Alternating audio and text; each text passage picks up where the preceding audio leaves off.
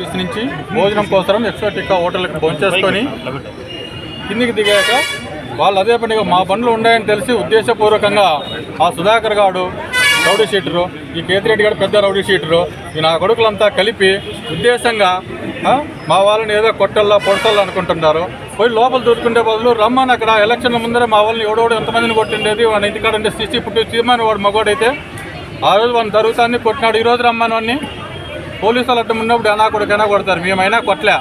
సంతోషించి ఎవడోడు మూటాముడి సర్దుకొని జిల్లా ఇడిసిపోతే బాగుంటుంది. మీరే కాదు రౌడీలు అనుకుంటే ప్రజలంతా రౌడీలే. దీనికి గుణపాఠం చెప్తారు. ఈ విషయంలో ఎవరు ఏమి వెనక్కి తగ్గేది ఉండదు. కూటమి నాయకులందరము కలిసి నీకు తగిన గుణపాఠం చెప్తాం. నేను ఎట్లా ఓడిపోయినాను, ఎందుకు ఓడిపోయినాను అంట జనాలందరికీ తెలుసు. ధర్మారంలో నువ్వు ఒక ఇంటికి ఒక మూట తగిలిట్టడము, ఒకరితో ₹1 కోటి తీసుకోవడము, 100 ఎకరాలు కొనుక్కోవడము. ఏం బిజినెస్ చేసినావు? నీకు 100 ఎకరాలు ఉన్నాయి. ధర్మారం డబ్బులంతా నువ్వు ఎకరాలు కొనుక్కుంటావు. మాకు తెల్లనుకుంటున్నావా?